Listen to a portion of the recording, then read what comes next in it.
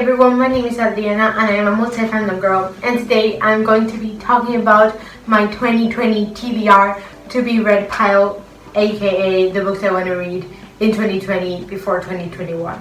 Currently I've read 35 books this year and I want to read 55 by the end of this year, so I'm 2 books ahead of schedule and I got 20 books to read. So I've made a list of 20 books that I consider priorities and that I would like to have read by the end of this year, and today I am going to be sharing them with y'all. So before I start talking about them, how about you? Yes, you. I would really want you to subscribe and hit the notification bell so you'll get notified whenever I post a new video. To like this video, stay till the very end, please. And so you can comment absolutely anything down below, from suggestions on what you want me to do next, if more books, musical show stuff, or what your thoughts are or your 2020 TBR is. Let's dive right into the video. The first author I want to be telling you about today is Becky Albertalli. Now, I have read Love, Simon, and I am currently reading Leon the Offbeat by her, and so far I have absolutely loved all of what I've read by her.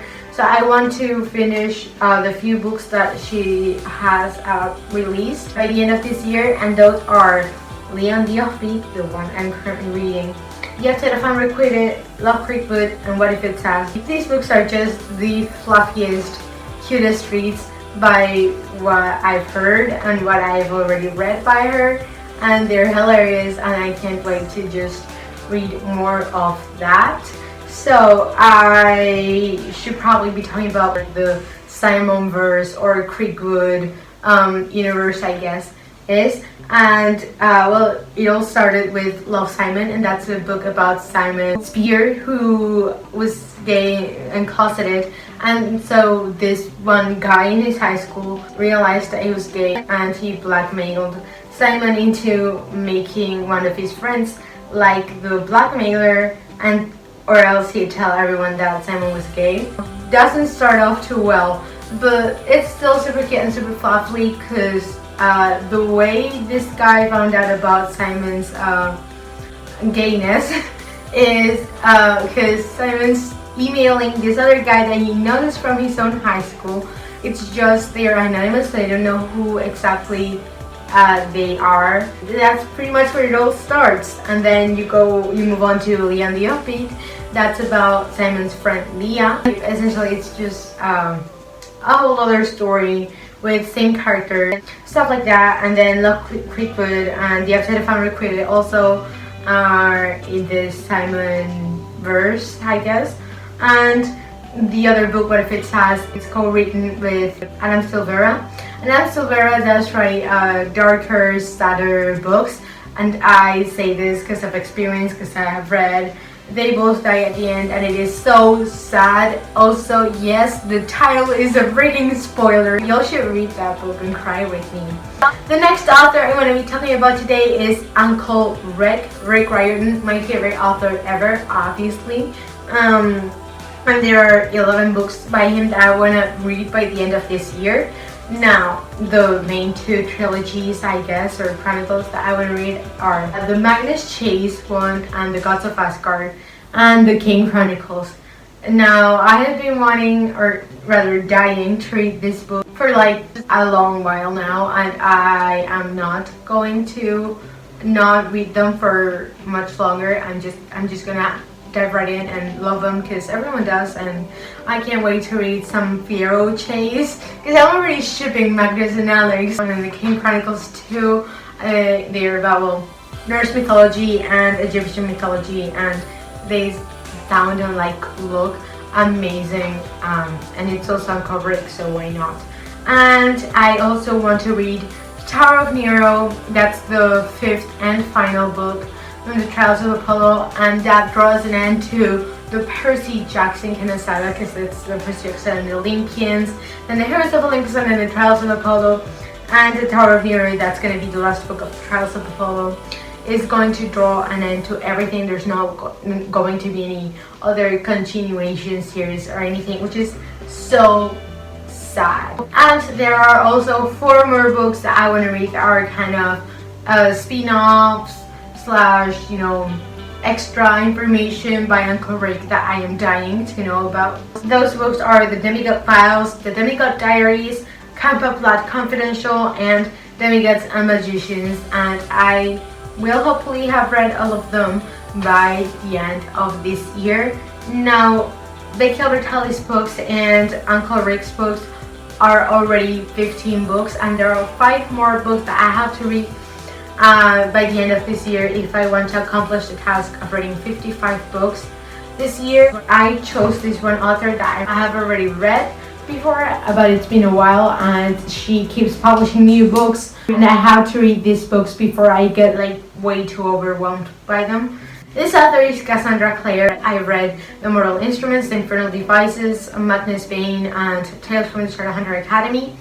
But now the other books I want to read that are 5 by the end of this year are The Shadowhunters Codex and The Dark Artifices, and then there's this one book that has started a new saga series in this universe that's called Chain of Gold, and the new trilogy that has started is The Last Hours, and on March of next year the second book is going to be published, and I really want to have read all of the other Cassandra Clare's books by March, so I can be hyped up like everyone has been, like book countdowns on Instagram or whatever. Y'all can follow me on Instagram. I really want to know more about Emma and Julian, that are the main characters in The Dark Artifices, and they have already appeared before a bit in like Tales from the Shadowhunter Academy that I really liked. And I also know that there's this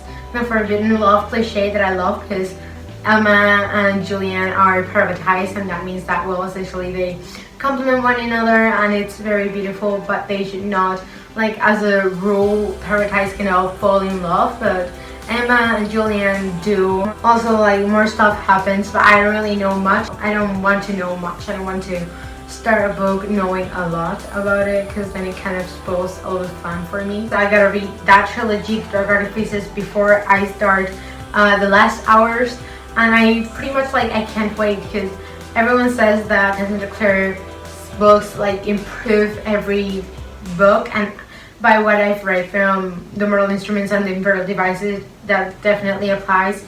So the first 2 books from The Mortal Instruments were not that good, or did not live up to the hype of the author or universe, I guess.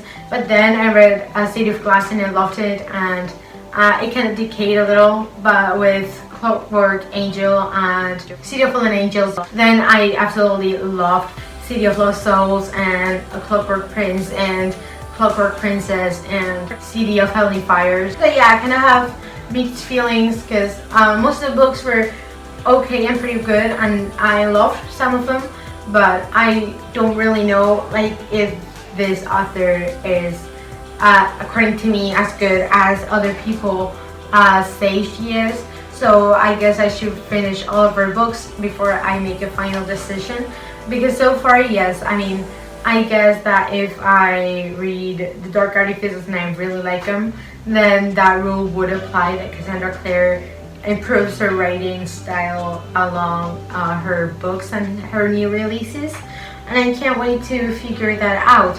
If I finish all of these books by the end of 2020, then I will have read 55 books and my task would be accomplished. But obviously I have to have read more than that, because it's acceptable if I finish it exactly the number of books that I intended to read. But if I finish my year reading more than 55 books, I'm definitely going to be much more satisfied. Angelica, I'm sorry, I'm kind of a disappointment to you, but I am satisfied with a certain number. And I guess if I read like 3 books more than 55, like 58 by the end of this year, then I'd be much more content and pleased with my performance. And I guess that if I had to choose, Hamilton, pun intended, and if I gotta choose like 3 books that I have to read, that'd be All for the Game, that trilogy, because all my friends are talking about it, or like most of my friends are talking about it. so much and they're hyping it up, and I don't know if it's gonna live up to the hype, but Shira certainly did, and I honestly didn't think it would. So I have no reason not to trust my dumpling family, because I trusted Luna with Carry On, I trusted Luna and like more people with Shira, and here we are being an absolutely Shira obsessed fangirl. Yeah, like literally. Yeah, I'm very obsessed. It says, well, it intends to say Shira owns my heart.